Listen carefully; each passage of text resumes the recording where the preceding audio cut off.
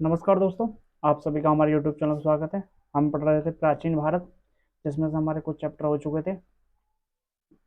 अब आगे पढ़ेंगे हम छठी शताब्दी में जो ईसा पूर्व जो राजनीतिक दशाएं थी, क्या क्या दशाएं थी, इसके बारे में पढ़ेंगे। और इससे पहले हमने कई वीडियो बनाए दिए जैसे हमने पहले पाषाण काल पढ़ा था, फिर हमने हड़प्पा सभ्यता के बारे में, फिर वैदिक काल, ऐसे क्रम से पढ़ा था। जो हम स्पेशली जो फोकस कर रहे हैं ARO एग्जाम के लिए कर रहे हैं। तो आइए देखते हैं। तो ये कह रहा है कि छठी छठी छठी शताब्दी ईसा पूर्व में राजनीति दशा, क्या क्या दशा थी हमारे भारत की, उसके बारे में हम देखते हैं। देखो, वो कह रहा है बौद्ध ग्रंथ अंगुत्तर निकाय से ज्ञात होता है। एक बौद्ध ग्रंथ है जिसका नाम है अंगुत्तर निकाय। क्या नाम है? अंगुत्तर निकाय। कि गौतम बुद्ध के जन्म से पूर्व समस्त जो भारत था, उत्तर भारत 16 बड़े राज्यों में विभाजित था। तो कहने का मतलब है किससे जानकारी प्राप्त हो रही है? अंगुत्तर निकाय से प्राप्त हो रही है। क्या है? एक बौद्ध ग्रंथ है। ये क्या है? एक बौद्ध ग्रंथ है। क्या है? कि बौद्ध ग्रंथ है, जिससे पता चल रहा है कि महात्मा बुद्ध का तो जन्म हुआ था, उससे पहले जो हमारा भारत था वो कितने बड़े राज्यों में? 16 राज्यों में विभाजित था। कितने राज्यों में विभाजित था? 16 राज्यों में विभाजित था। आगे देखते हैं।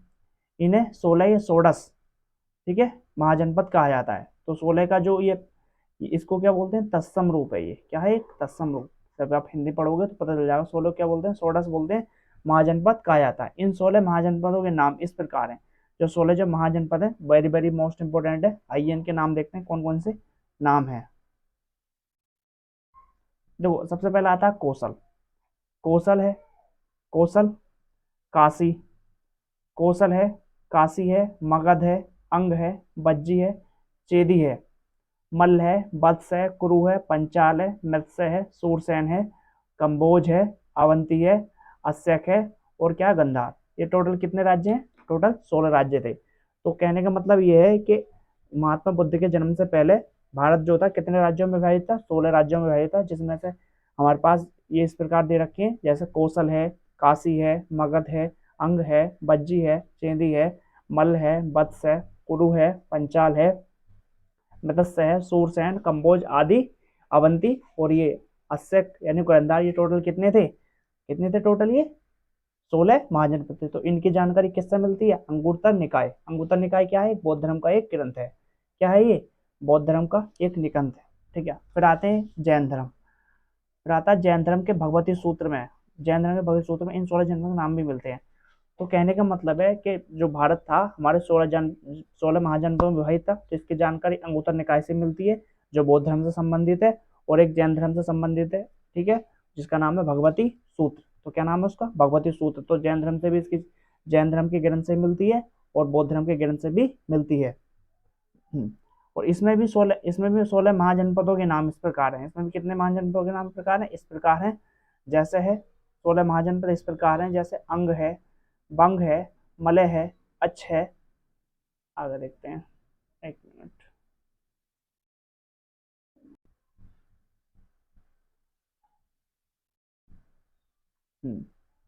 जैसे जैसे बच्छ है, मगध है, मालव है, कोच है, लाड़ है, मौली है, कौशल है, काशी है, पाट्य है, समुद्र है, अवध और बज्जी है। तो बस तुमको इतना याद रखना है कि भैया जो 16 महाजनपद थे उसकी जानकारी किससे मिलती है? एक तो अंगुत्तरिका से मिलती है और भगवती सूत्र से मिलती है। दोनों किस किस के? एक जैन धर्म के ग्रंथ है, और एक कौन सा धर्म का ग्रंथ है? एक बौद्ध धर्म का ग्रंथ है। प्राणी के अष्टाध्यायी, जो प्राणी है उसके अष्टाध्यायी में 22 महाजनपदों का उल्लेख मिलता है। तो प्राणी से कितने महाजनपदों का उल्लेख मिलता है? तो 22 महाजनपदों का उल्लेख मिलता है। और जो कहने का मतलब यह है कि बौद्ध धर्म और जैन धर्म से कितने महाजनपदों का उल्लेख मिलता है? तो 16 महाजनपदों का उल्लेख मिलता है। उत्तरी बिहार के वर्तमान उत्तरी बिहार जो था, जो वर्तमान में क्या पड़ता है? भागलपुर तथा मुंगेर के जिले अंग महाजनपद के अंतर्गत आते थे। तो उत्तरी बिहार के जो वर्तमान है भागलपुर मुंगेर का जिला किसके अंग महाजनपद के अंतर्गत आता? किसके अंतर्गत आता था? कहने का मतलब है जो भागलपुर है हमारे पास, भागलपुर, ठीक है, हाँ, भागलपुर प्लस और क्या है हमारे पास? मुंगेर। क्या है ये? मुंगेर। ये दोनों किसके अंडर आते थे? ये अंग महाजनपद के अंदर आते थे। और अंग की राजधानी क्या है? चंपा। अंग की राजधानी क्या है? चंपा। हम आगे पढ़ेंगे इसकी राजधानी क्या पड़ेगी? चंपा।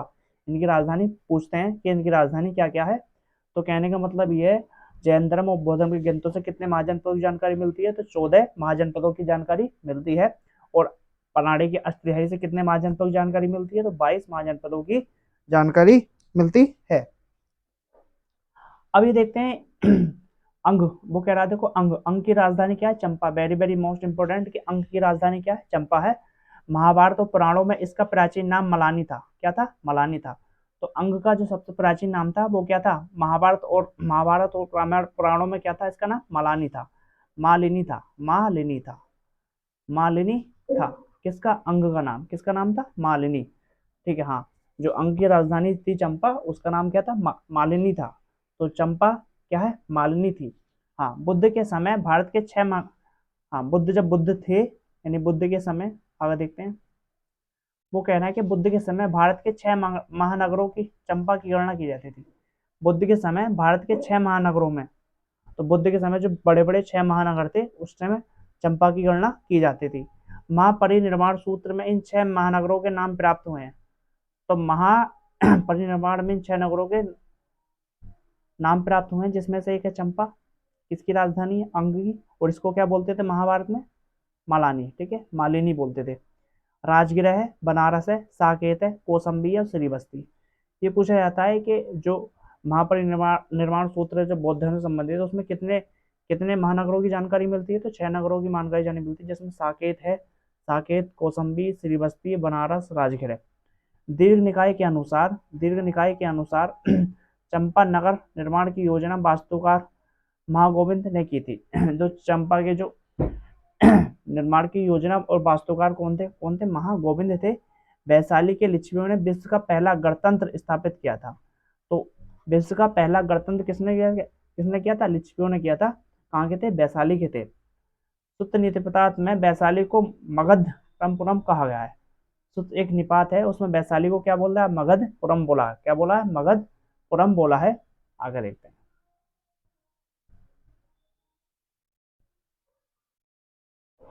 जैसे कोई महाजनपद है ये इतने, और इनके, हाँ हाँ, ठीक है।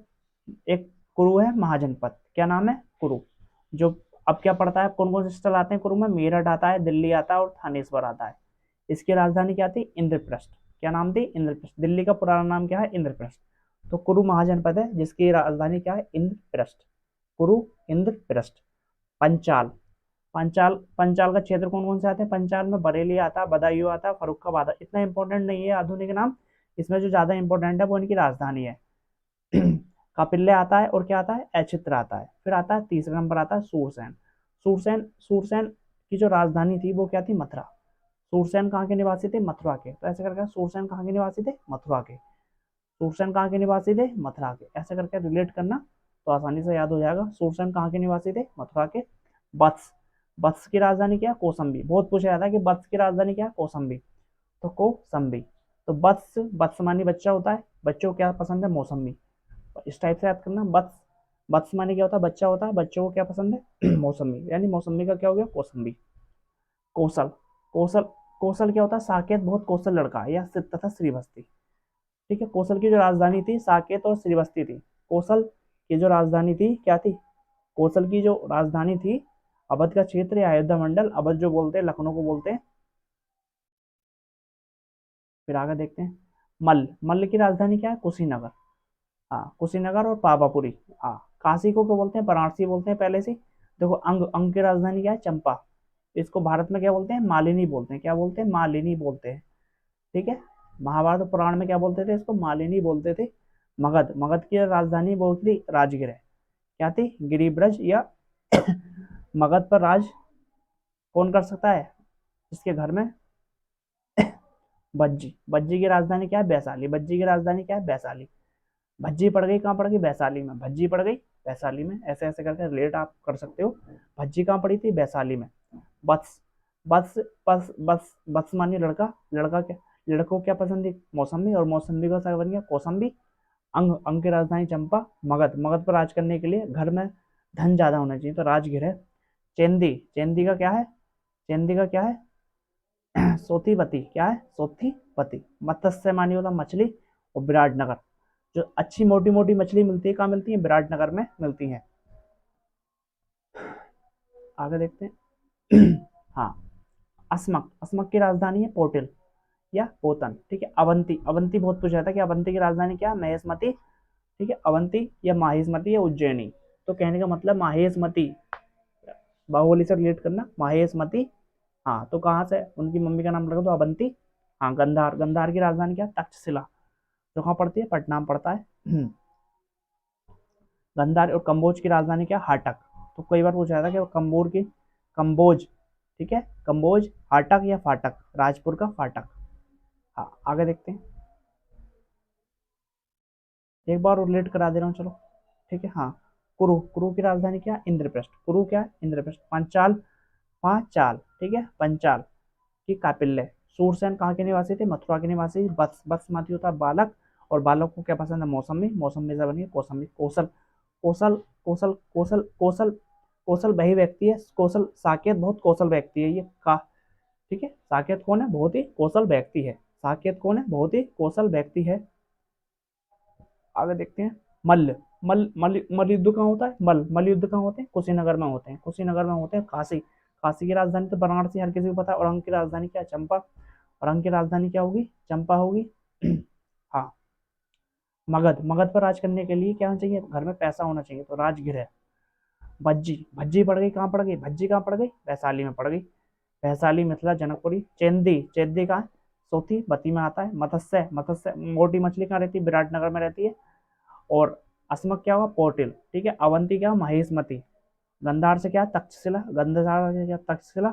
और कंबोज से क्या है? हाटक, राजपुर का फाटक या हाटक। आगे देखते हैं,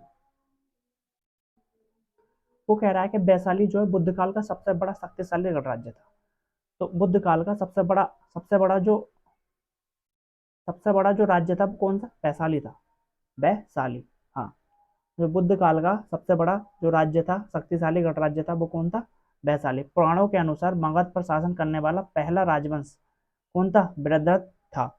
पुराणों के अनुसार, किसके अनुसार? पुराणों के अनुसार। तो पुराणों के अनुसार मगध पर शासन करने वाला पहला राजा कौन था? बृहद्रथ था। कौन था? बृहद्रथ था। इस वंश के पहले राजा बृहद्रथ का पुत्र जरासंध था, जिसने गिरि गिरि अपने राजगिरोह को, ठीक है, और इसका जो पुत्र था, इसका जो पुत्र था, इसका जो पुत्र था, हम देखेंगे इसका जो पुत्र था, तो पुत्र कौन था? बुद्ध, जरासंध था। कौन था? जरासंध था। कौन था? जरासंध था। हाँ, हाँ, जरासंध का उल्लेख महाभारत में मिलता है कि महाभारत में इसने मल्ल युद्ध करा था। हाँ, इसने अपनी राजधानी क्या बनाया था? राजगिरोह को अपनी राजधानी बनाया था। तो इसने अपनी राजधानी कैसे बनाया था? राजगिरोह को अपनी राजधानी बनाया था। आगे देखते हैं। हम्म,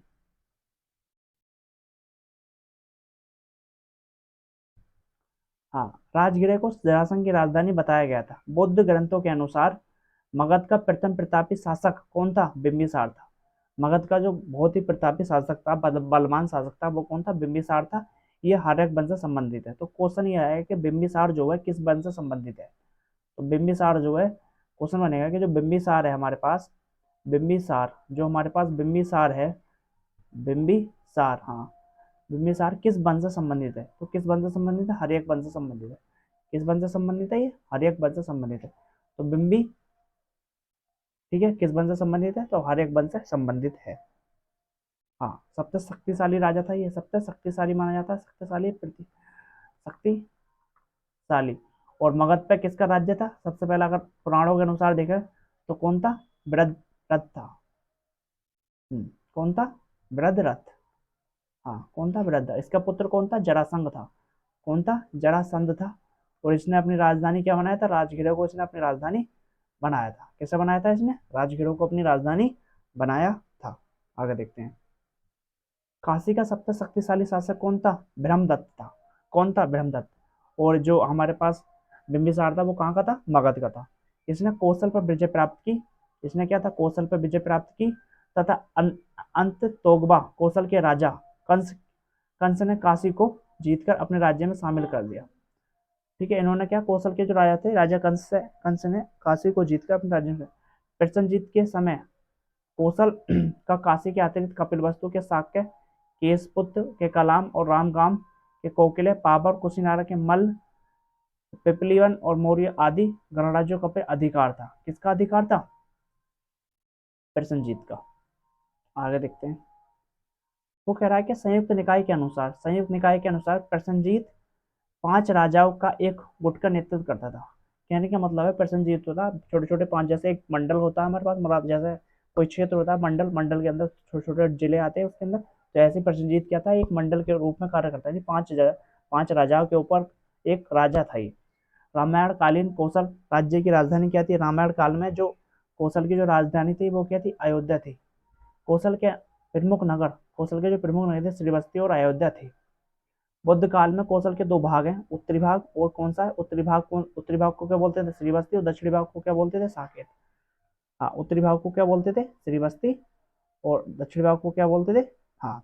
तो ये देखो, श्रीवस्ती और कौशल किसकी राजधानी है? ये है हमारे पास कौशल की। किसकी राजधानी है? कौशल की राजधानी है। हाँ, तो किसकी राजधानी है? ये कौशल की राजधानी है। आगे देखते हैं। उत्खनों के अनुसार यह ज्ञात होता है कि प्राचीन श्रीवस्ती का नगर विन्यास अर्धचंद्राकार था। तो क्वेश्चन ये बनेगा कि ठीक है, जो श्रीवस्ती का जो आकार था, ठीक है, हाँ, ठीक है, श्रीवस्ती का जो आकार था वो कैसा था? तो अर्धचंद्राकार था। और सिंधु घाटी सभ्यता का कैसा था? त्रिभुजाकार था। सिंधु घाटी का आकार कैसा था? त्रिभुजाकार। अगर किसी ने पीछे का लेक्चर नहीं देखा तो प्लीज जाकर देख लो, मैंने बढ़िया करके पढ़ाया है। और अगर पीडीएफ के लिए चैनल का लिंक मैं डिस्क्रिप्शन में डाल देता हूँ, ज़्यादा से ज़्यादा ज्वाइन कर लो, जिससे अपडेट मिलती रहेगी एग्जाम से रिलेटेड। और जो पीडीएफ आती है उन पीडीएफ भी मैं शेयर करता हूँ अपने टेलीग्राम चैनल पर। आगे देखते हैं। पूर्वी उत्तर प्रदेश के देवरिया जिले में मल्ल महाजनपद स्थित था। तो जो कहने का मतलब है, पूर्वी उत्तर प्रदेश था, देवरिया जिले, वहां पे क्या था? मल्ल महाजनपद था। कौन सा था? महाजनपद था। इसके 2 भाग थे, एक राजधानी पावा थी और दूसरी राजधानी क्या थी? कुशीनारा। ये कसाया जिसे बोलते हैं। मल्ल की कितनी राजधानी थी? 2 राजधानी थी। मल्ल की कितनी राजधानी थी? 2 राजधानी थी। एक को बोलेंगे कुशीनारा और दूसरे को क्या बोलेंगे? पावा। क्या बोलेंगे? कुशीनारा बोलेंगे। क्या बोलेंगे?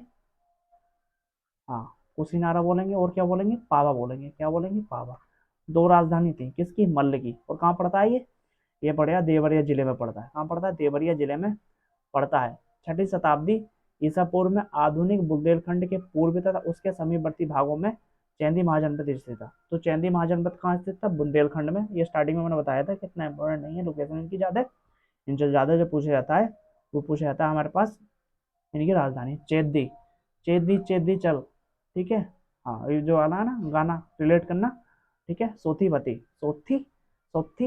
जिसकी पहचान महाभारत के सुक्तिमती से की जाती है। महाभारत काल में चेंदी का शासक कौन था? शिशुपाल था। महाभारत जब काल हुआ था, महाभारत जब हुई थी, उस समय इसका जो राजा था उसका नाम क्या था? शिशुपाल था। जिसका वध कृष्ण द्वारा किया गया था। जिसका वध किसने किया था? कृष्ण द्वारा किया गया था। प्रयागराज के आसपास के क्षेत्रों में वत्स महाजनपद स्थित था। तो प्रयागराज कहाँ संबंधित था? इलाहाबाद के संबंध, ठीक है, इलाहाबाद या प्रयागराज के संबंध में, ठीक है। हाँ, वत्स की राजधानी क्या थी? कौसंबी। क्या थी? कौसंबी। बच्चों को क्या पसंद है? मौसम्बी या कौसंबी, इस तरह से रिलेट करना। आगे देखते हैं। विष्णु पुराण से ज्ञात होता है कि हस्तिनापुर के राजा इच्छुक हस्तिनापुर के गंगा के प्रवाह में बह जाने के बाद कौसंबी को अपनी राजधानी बनाई।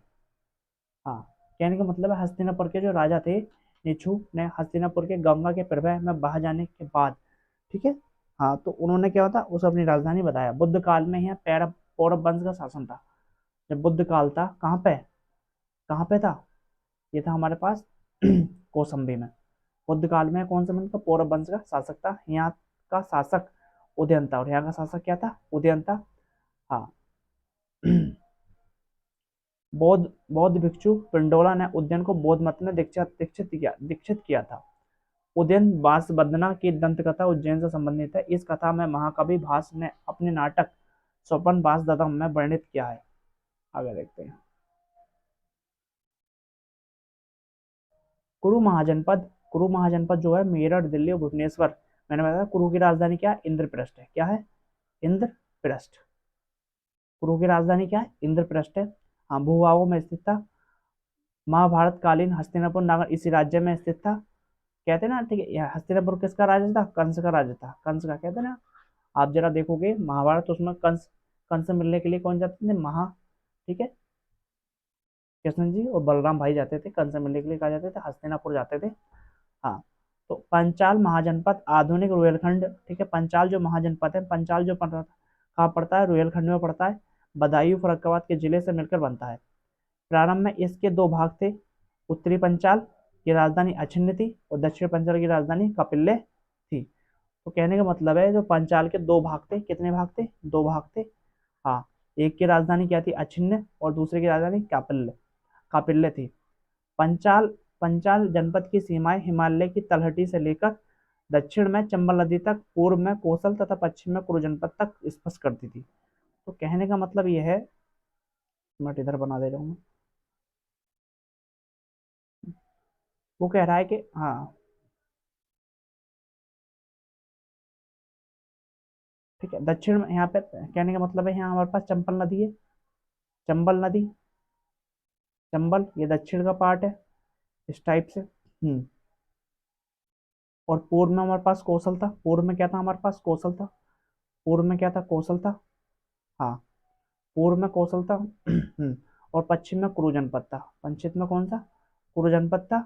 और उत्तर में क्या था? हिमालय से मिलती थी, हिमालय से मिलती थी।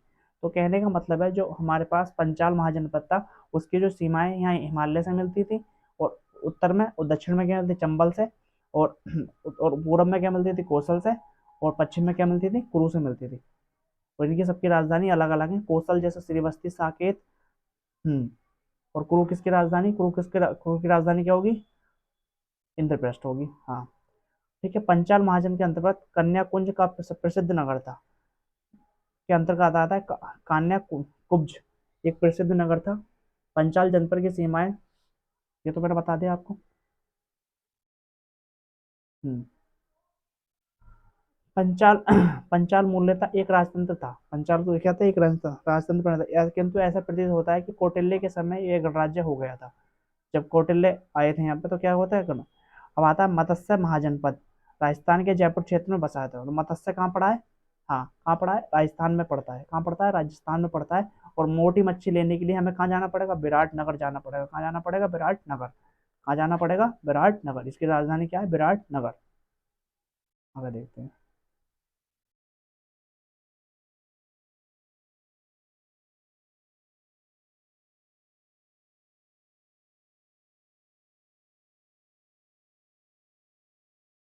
हम्म अब कहते हैं कि सूरसेन सूरसेन महाजनपद आधुनिक ब्रजमंडल क्षेत्र में बसा हुआ था। सूरसेन महाजनपद जो था आधुनिक ब्रजमंडल में बचा हुआ एक क्षेत्र था।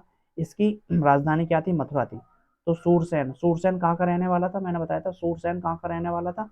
तो सूरसेन कहाँ का रहने वाला था? मथुरा का रहने वाला था। कहाँ का रहने वाला था? मथुरा का रहने वाला था। प्राचीन यूनानी लेखों ने इस राज्य को सूरसेनाई तथा इसकी राजधानी को मथुरा कहते थे।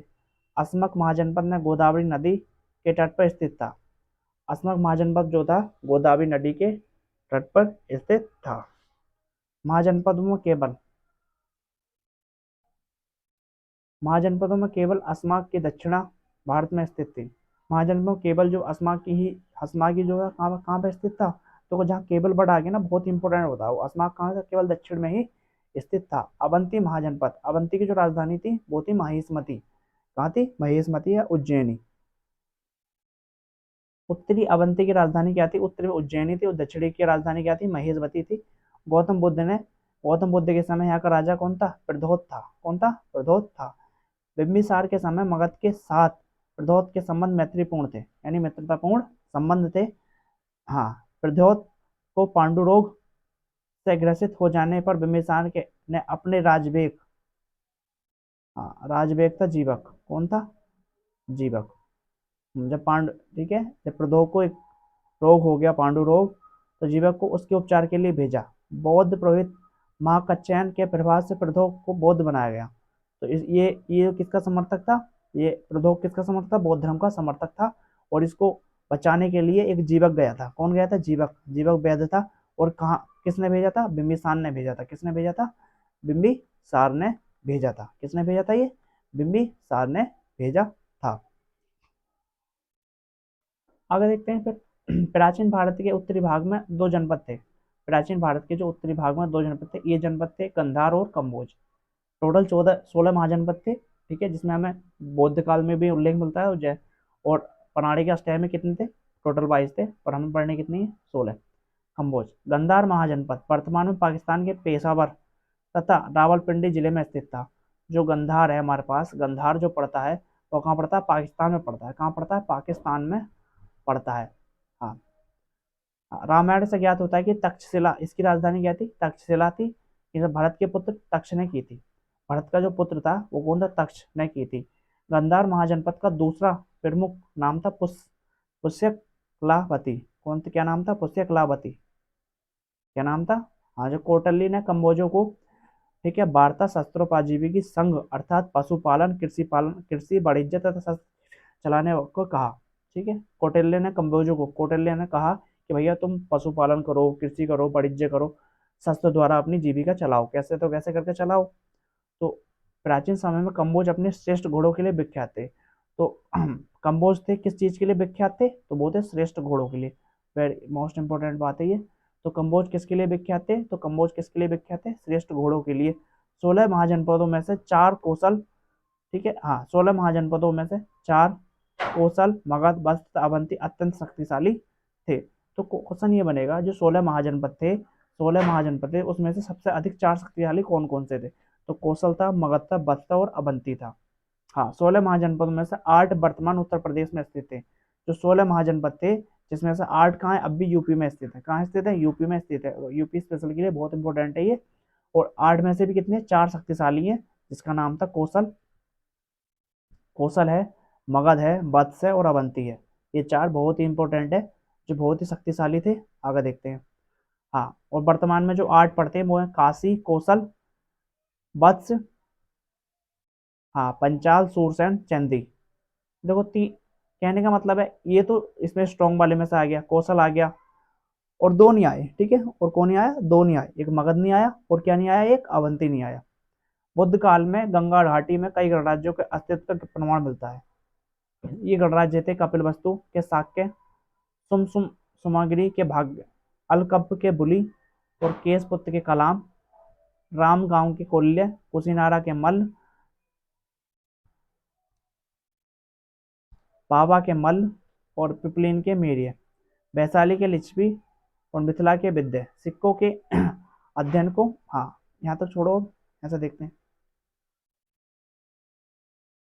हाँ, सिक्कों के जो अध्ययन है, सिक्कों का जो अध्ययन होता है उसको क्या बोलते हैं, न्यूमिमेस्टिक बोलते हैं। क्या बोलते हैं, न्यूमिस्मेटिक्स बोलते हैं, न्यूमिस्मेटिक्स बोलते हैं। तो क्वेश्चन ये आएगा कि सिक्कों का जो अध्ययन करते हैं हम, इसको विधि, अध्ययन करने की विधि को क्या बोलते हैं, ठीक है, न्यूमिस्मेटिक्स बोलते हैं, न्यूमिस्मेटिक्स बोलते हैं, न्यूमिस्मेटिक्स बोलते हैं।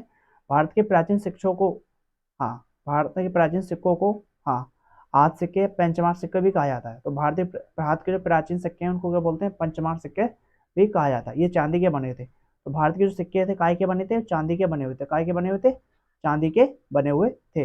इनके ऊपर ठप्पा देकर निशान बनाए जाते थे, इसलिए इन्हें आहत सिक्के भी या पंचमार सिक्के भी कहा था, क्योंकि इनके ऊपर चित्र बने हुए थे ना, ठप्पा लगा हुआ होता था, तो इसको पंचमार्क या आज सिक्के भी कहे जाते थे। ये सिक्के 6ठी शताब्दी ईस्वी में मौर्य काल के मध्य प्राप्त हुए। बुद्ध घोष की टीका, बुद्ध घोष की एक टीका थी, सुमंगल विलासिनी, से बज्जी संघ की न्याय व्यवस्था के बारे में जानकारी मिलती है। इससे ज्ञात होता है कि बज्जी संघ में 8 न्यायालय थे। तो बज्जी संघ में 8 न्यायालय थे, किससे प्रसिद्ध होता है, सुमंगल विलासिनी का, विलासिनी से प्राप्त होता है। कि हमें पता चलेगा बुद्ध काल में कितने थे, 8 न्यायालय थे। किससे प्राप्त होता है, बज्जी संघ में एक वो पड़ता है, ठीक है, टीका, इसको बोलते हैं सुमंगल विलासिनी। क्या बोलते हैं, सुमंगल विलासिनी। अब कह रहा है मगध, मगध की महत्ता का वास्तविक संस्थापक कौन था, बिंबिसार था। और वैसे कहते थे कि भैया पुराणों के अनुसार क्या बोलते हैं, बृहद्रथ। कौन सा, बृहद्रथ है, बोलते हैं बृहद्रथ है। हाँ, इसका जो जीवन काल है 544 से ईसा पूर्व से लेके कितना है, 483 ईसा पूर्व। और बुद्ध का जो कितना काल है, 563 ईसा पूर्व, 563, 483 में उनकी डेथ हो गई। हाँ, कहा गया। और बिंबिसार का जो काल है वो कितना, 544 से लेकर 492 ईस्वी तक। तो 544 से लेके 544 से लेके 44 ये और 8 ये, अप्रोक्सीमेट 52 वर्ष हो गए। तो ये कितने वर्ष जिया था, 52 वर्ष जिया था। जैन साहित्य में बिंबिसार को सैनिक कहा गया। तो जैन साहित्य में जो बिंबिसार है इसको क्या गया था, सैनिक कहा गया था। महावंश के अनुसार बिंबिसार 15 वर्ष की आयु में मगध का नरेश बन गया। तो मगध का नरेश कितनी वर्ष की आयु में बन गया था, 15 वर्ष की आयु में बन गया था। सर्वप्रथम इसने प्रमुख राजवंशों के साथ वैवाहिक संबंध स्थापित कर अपनी स्थिति सुदृढ़ की। तो उन्होंने क्या था कि इतना तो कमजोर नहीं था, कमजोर समझने के कारण इन्होंने क्या था, अब इससे वैवाहिक संबंध स्थापित किए। जैसे लिच्छवी गणराज्य की उसकी चेटक की पुत्री थी चेलना के साथ इसका विवाह हो गया। तो कहने का साथ ठीक है, बिंबिसार की जो पत्नी का नाम क्या था, चेलना था। क्या नाम था, चेलना था। क्या नाम था, चेलना। ठीक है, और कहाँ के, लिच्छवी के राजा की थी। कहाँ के थे, लिच्छवी के राजा थे। कौन थे, लिच्छवी के राजा थे। कौन थे, लिच्छवी के राजा। हाँ, देवागढ़ मगध की उत्तरी सीमा को सुरक्षित कर लिया, ये उत्तर में स्थित थे। और दूसरा प्रमुख वैवाहिक संबंध कौशल के नरेश प्रसन्नजीत। तो इन्होंने क्या दो विवाह किए थे। एक तो किससे किया था, एक तो किया था चेलना से, चेटक की पुत्री थी चेलना, और एक प्रसन्नजीत की पुत्री थी। देखते हैं उसके बारे में।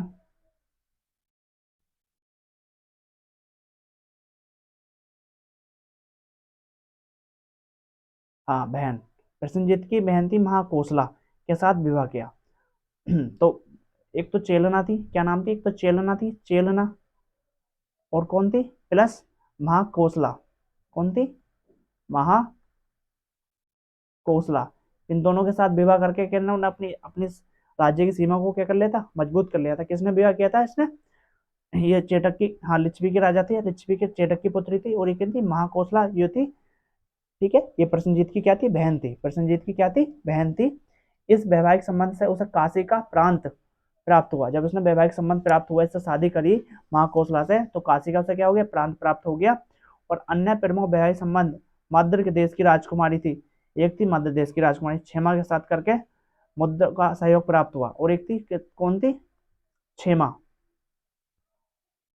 कौन थी, क्षेमा। तो उसने क्या था, भैया विवाह कर लो, राज्य दहेज में मिल जाएगा, इससे क्या होगा, राज्य की ये सुरक्षित होगा। हाँ, अंग के जो शासक थे ब्रह्मदत्त को पराजित कर उसने अपने राज्य में मिला लिया। अंग के जो शासक थे ब्रह्मदत्त, उसने क्या अपने उनको पराजित करके एक बड़ा अच्छा खासा साम्राज्य उसने खड़ा कर लिया विवाह कर करके। तीन से विवाह किया था, एक चेलना थी, महाकौशला थी, और क्षेमा थी। इनसे विवाह करके एक अच्छा खासा गणराज्य उसने स्थापित कर लिया। और उसके बाद ठीक है, अंग का एक शासक था ब्रह्मदत्त, उसको क्या हरा दिया उसने, और उसको राज्य को क्या हड़प लिया। फिर उसके बाद बताते हैं, बिना पटक से ज्ञात होता है कि उसने बेड़ुवन नामक उद्यान एवं संख्या निर्मित प्रदान किया था। ठीक है, ठीक है, एक बेड़ुवन उद्यान था, किसने प्राप्त किया था, बिंबिसार ने प्राप्त किया था। आगे देखते हैं। दीर्घ निकाय से ज्ञात होता है कि बिंबिसार ने चंपा के ब्राह्मण को वहां के संपूर्ण आमदनी दान में दे दी थी। तो चंपा का एक ब्राह्मण था, ठीक है, उसने संपूर्ण आमदनी उसको कहते थे दान में दे दी थी ब्रह्म। ठीक है, बिंबिसार को अपने पुत्र, बिंबिसार का जो पुत्र था वो क्या नाम था, अजातशत्रु द्वारा बंदी बनाकर कारागार में डालने का उल्लेख बौद्ध एवं जैन धर्मों से मिलता है। तो अजातशत्रु थे, उन्होंने क्या होता, बिंबिसार को ठीक है कैद करके जेल में डाल दिया था। और बिंबिसार की जो मृत्यु हुई थी वो कोई हुई थी 492 ईसा पूर्व हुई थी। और जीवन कब हुआ था इनका स्टार्ट, 544 ईसा पूर्व स्टार्ट हुआ था जीवन। हम्म। हाँ, बिंबिसार के पश्चात इसका पुत्र कुड़िक यानी अजातशत्रु मगध का शासक बना। तो अजातशत्रु बन गया। ठीक है। हाँ, और ये किससे संबंधित था, हर एक वंश से संबंधित थे। अपने पिता के समान ही साम्राज्यवादी था। क्या था, उन्हें बड़ा से बड़ा, इसके शासन के प्रारंभ वर्षों में मगध एवं कौशल राज्य के बीच संघर्ष शुरू हुआ।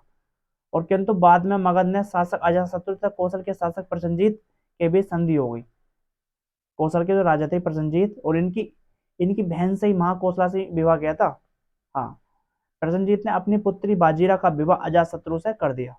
तो भैया अजातशत्रु से क्या कर लिया उन्होंने, हम्म, पुत्री, इनकी पुत्री थी बाजीरा, जिससे बाजीरा से किसने, प्रसेनजीत किसने किया था, अजातशत्रु ने विवाह करा था। किसने करा था, अजातशत्रु ने विवाह कर लिया था। किसने करा था, अजातशत्रु ने विवाह कर लिया। आगे देखते हैं। अजातशत्रु से कर लिया, पुण्य काशी के ऊपर उसका अधिकार स्वीकार हो गया। भैया पर काशी तो उसे दहेज में मिला था उसके पिताजी को, बिंबिसार को, जब उसने महाकौशला से विवाह करा था।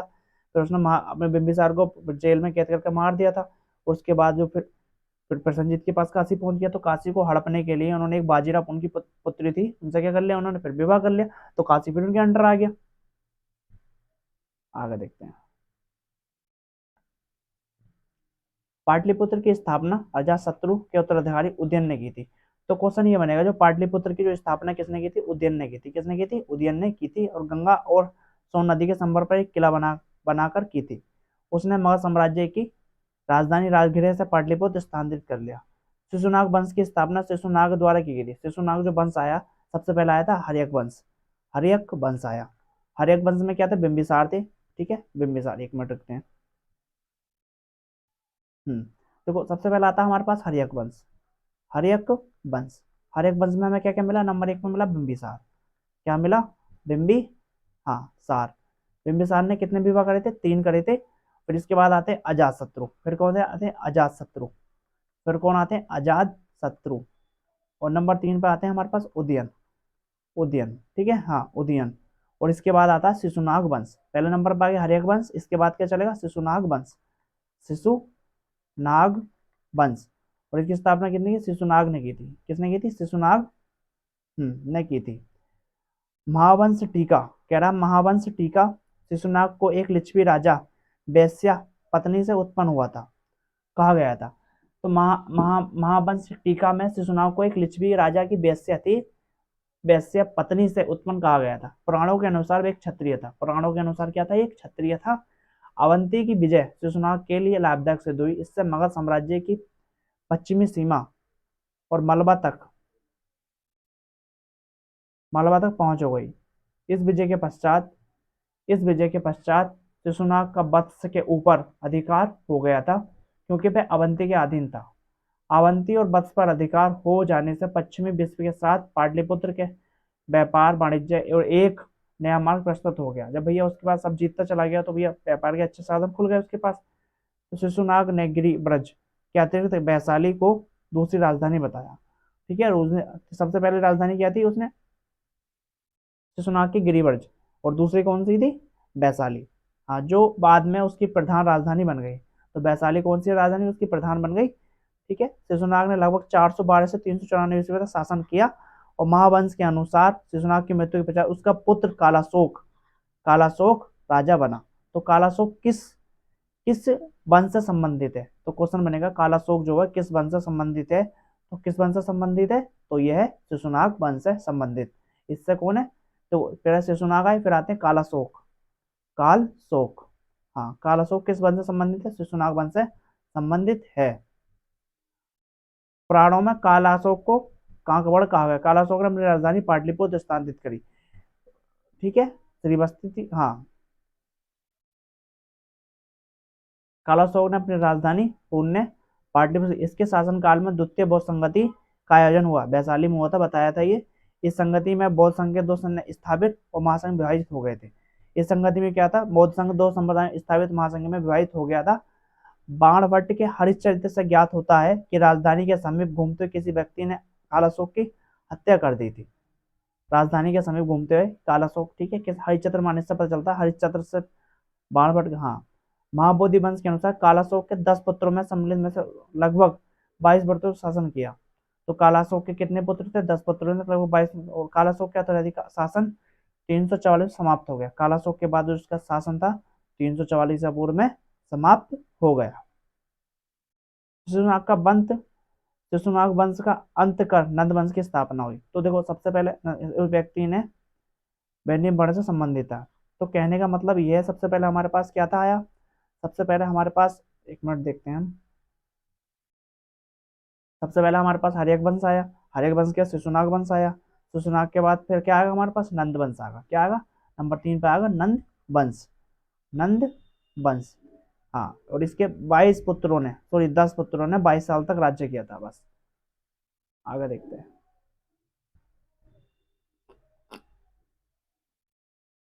हम्म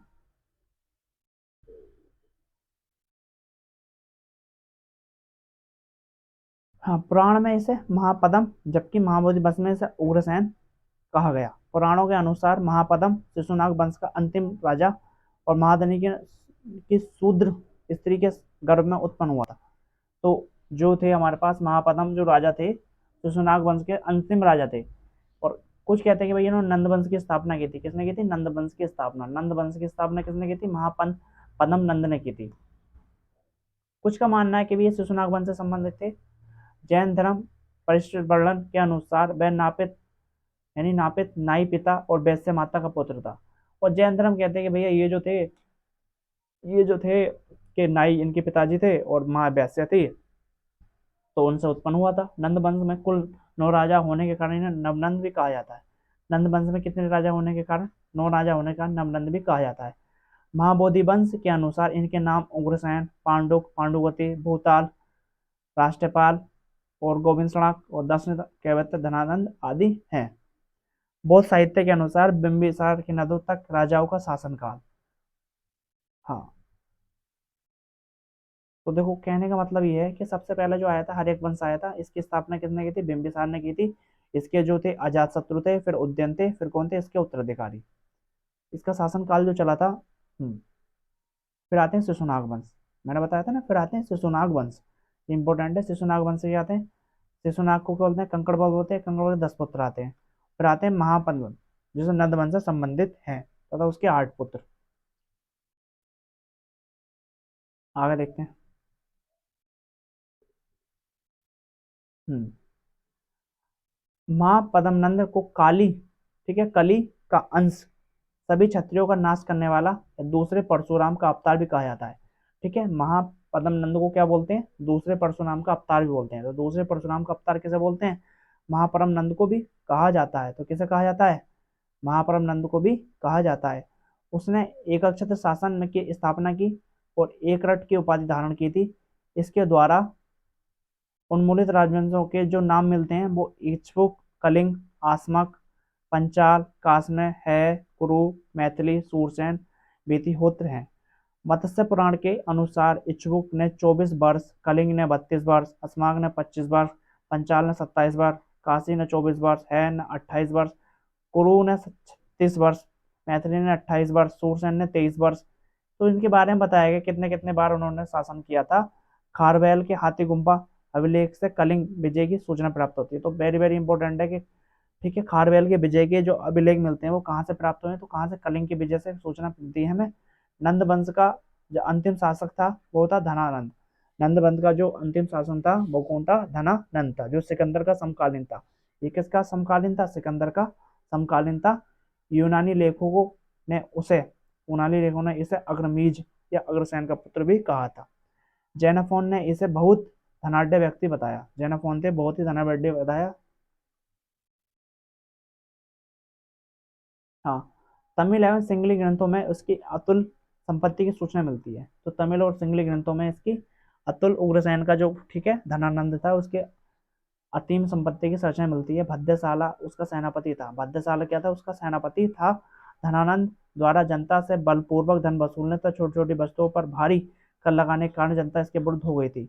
तो धनानंद जो था वो छोटी छोटी, ठीक है, जनता से बलपूर्वक कर वसूलता था और वस्तुओं पर भारी कर लगाता था, जिसके कारण उसने जनता और वो चारों घृणा एवं संतोष का वातावरण फैला। इस स्थिति में लाभ उठाकर चंद्र, ठीक है, और इस स्थिति से क्या हो गया था, चारों तरफ घृणा फैल गई। तो इस स्थिति का उन्होंने क्या लाभ किसने उठाया था, चंद्रगुप्त मौर्य ने। ठीक है, हाँ, और चाणक्य के सहयोग से धनानंद की क्या कर दी, हत्या कर दी। नंद वंश का अंत कर दिया।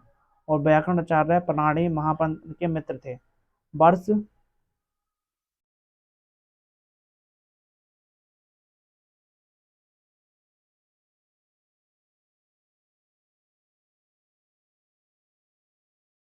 हम्म उपवर्ष बारुचि मतलब जैसे विद्वानों का जन्म नंद काल में हुआ था। नंद शासक जैन मत से हो सकते। कल्प नामक व्यक्ति जैन, इसकी सहायता से महाभारत ने समस्त क्षेत्रों का विनाश कर डाला था।